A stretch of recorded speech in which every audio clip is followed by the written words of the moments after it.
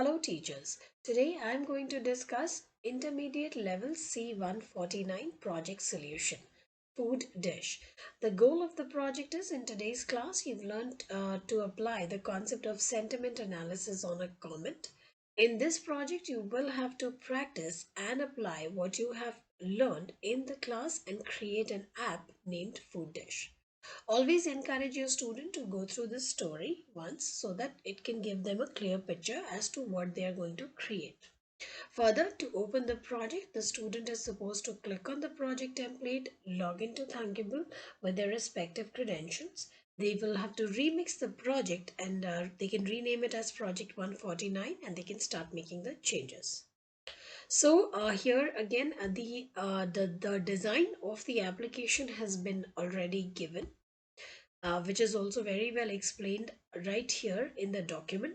Student can click on the live test or the preview option to see the design.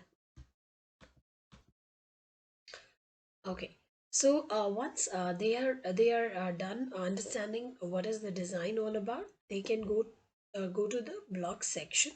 In the block section, some of the coding is already done. Now they also have to click on the CSV link which will get downloaded. Then they will log into their Airtable. Once they log into the Airtable, they will get the option to upload the file. So they will click on the CSV file. They will select the file from the downloaded file and that will get uploaded and the data will open like this. Now they will double click on the header as they have done in the class. They are going to go ahead and change the data type to number and format it to integer 2 and then save it. So they are going to do that for all the headers. Once that is done, they have to generate the API key for which they are going to click on the account section here. Then it is going to open up this page wherein they will get the option to generate the API key. Double click on the key. They can copy this and they can straight away go to Thunkable. Click on the Airtable. In the properties right here, they can paste the API key which is generated. The next is they will click on the Airtable API right here and choose the base that they have created.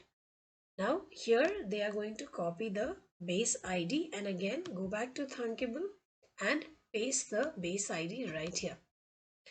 Also, they are going to mention the table name. Now, once the Airtable is very well collaborated, then they can move to the block section as it is mentioned in the document that the random integer has already been declared. Sorry, not the random integer. The random variable has already been initialized. So it's right here. And the button close and the button comment event is already done. Further, they have to start to code from here. It says you have to add the following code. So they have to create the button submit event. They have to add the else if block and they have to set this entire condition. So let's see. Okay, so here is the button submit event and we just okay, so here is the if else condition. So it's saying if the text input comments text is not equal to, you will choose the blank text here. Then we are going to set the URL for the web API 1. So you have to concatenate the link for the first slot is given right here and what you have to do for the second slot is also mentioned. Then they are going to call the web API using the get method. So right here the block is there, so they can just click on the web API and they have to bring this block. Then they have to check for the error, so they will check the status. So if the status is equal to 200, right here it's mentioned, they have to extract the output from the web API JSON output. So here is the get property block which they will get from the object section, this one, and then they will get the object from JSON, and here is the response block that they are going to use. Further, let's see. So it is asking us to also go ahead and set the the display the text of the label output using the join. So it's right here, the feedback was and the property has been given. Now In the else condition, it is mentioning that you have to send the text to label output to the error in the API. So it's right here, error in the API. Then you have to set the visibility of the column comment, column output, and set the text for the text input comment. So all this is done right here. Then in the else condition, set the hint for the text input comment as your comment is blank. This one. So the button submit event is completed. Further, you have to do the coding for the button generate click event. So let's see that one.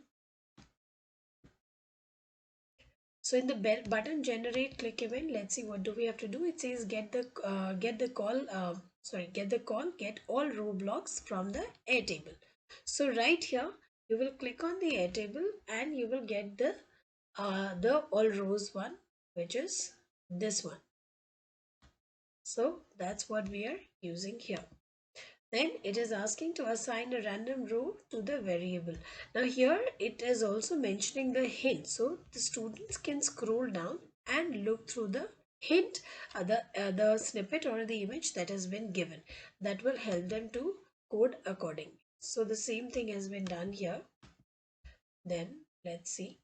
Then it is asking to set the picture in the image display component and join the text or concatenate. So it's right here. We have set the picture for image display. The concatenation is happening. The link has been given in your document itself, which is this one for the images. And we've done the same thing. Plus in the property name is the dish name. See, it's right. It's mentioned right here, and it also says to observe hint 3.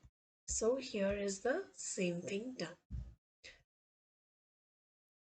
And then yeah, this is the last thing, and here the visibility of the button comment will also be true. So that is all that they have to go ahead and like code for this application. Once this is done, student can click on the live test option to see if it is running appropriately, and then they have to click either on the share button, generate a link and copy the generated link, or they can copy the URL and paste it in the submission box to submit the project. That's all that they have to do for this project. Thank you.